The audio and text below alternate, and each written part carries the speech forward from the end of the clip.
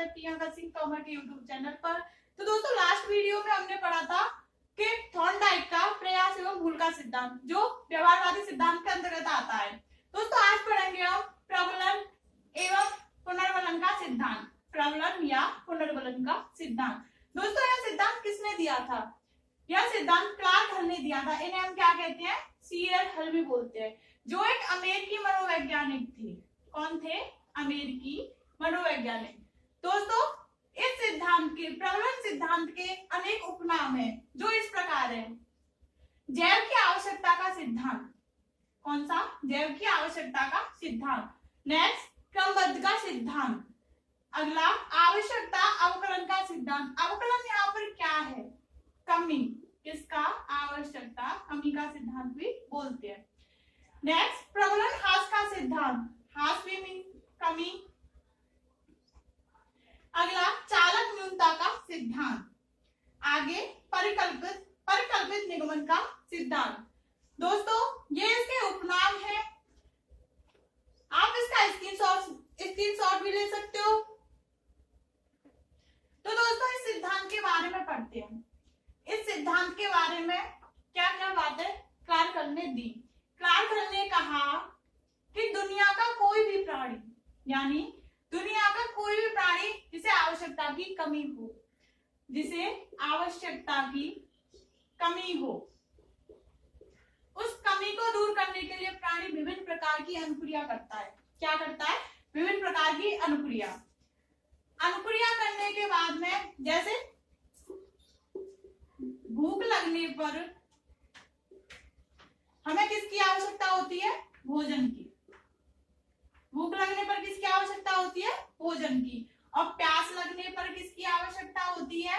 प्यास की। तो दोस्तों यहाँ पर भोजन क्या हुआ? पुनर्वलन। क्या हुआ? पुनर्वलन। और जो भूख और प्यास है वो क्या हुआ?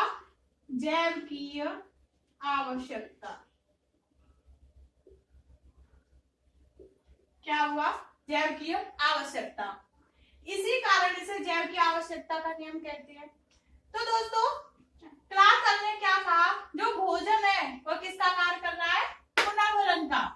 तो दोस्तों इस सिद्धांत का निष्कर्ष क्या निकला? इस सिद्धांत का निष्कर्ष क्लार्क हल ने कहा जब भी कोई प्राणी सीखता है, क्लार्क हल ने क्या कहा? जब भी कोई प्राणी सीखता है तो उसे किसकी आवश्यकता होती है? सीखने की उसे आवश्यकता होती है। आवश्यकता होती है तो वह उस आवश्यकता के अनुसार अनेक क्रिया करता है। अनेक क्रिया करके उस आवश्यकता की प्राप्ति कर लेता है। यानी जब कोई प्राणी सीखता है तो किसकी आवश्यकता होती है? सीखने की। और जब वो सीख जाता है, सीखता कैसे? बार बार क्रिया करके। जो उसने क्रिया करने का तरीका प्राप्त किया उसी को हम क्या कहेंगे? पुनर्वलन। दोस्तों समझ में आया होगा। आगे मैं पढ़ाऊंगी शैक्षिक महत्व, यानी पुनर्वलन सिद्धांत के शैक्षिक महत्व क्या है। तो क्लार्क हल ने कहा था जो अधिगम सीखने की आवश्यकता पर बल। इस सिद्धांत में क्या किया गया था? सीखने की आवश्यकता पर भी बल दिया गया था। नेक्स्ट क्या बोला था? व्यक्तिगत बल शिक्षा पर भी प्रयोग देता है, यानी जो व्यक्तिगत बल है वह शिक्षा पर भी बल देता है। यह भी बहुत इंपॉर्टेंट है। अगला क्या बोला था शैक्षिक महत्व के अंतर्गत? जो यह सिद्धांत अभ्यास पर, पुरस्कार पर भी बल देता है। किस किस पर बल देता है? अभ्यास पर, पुरस्कार पर भी बल देता है। दोस्तों स्किनर ने कहा था इस सिद्धांत के बारे में कि यह सिद्धांत अधिगम का सर्वश्रेष्ठ सिद्धांत है। क्या बोला था? यह सिद्धांत अधिगम का सर्वश्रेष्ठ सिद्धांत है। तो दोस्तों प्रबलन का सिद्धांत या पुनर्वलन का सिद्धांत किस पर महत्व देता है? पुनर्वलन पर। किस पर? पुनर्वलन पर, यानी रेनफोर्समेंट पर। दोस्तों इस प्रकार के क्वेश्चन भी बन जाते हैं इस टॉपिक पर। मैं बोलूं कि किस मनोवैज्ञानिक ने पुनर्वलन का सिद्धांत दिया, तो आंसर क्या आएगा? क्लार्क हल। मैं इसी क्वेश्चन को बोल दूं कि किस वैज्ञानिक ने अपने सिद्धांत में पुनर्वलन पर सर्वाधिक महत्व दिया? तो आंसर क्या आएगा? Skinner, B F Skinner. दोस्तों, यहाँ तक आपको समझने में कोई प्रॉब्लम आई हो तो आप मुझे कमेंट करके पूछ सकते हैं।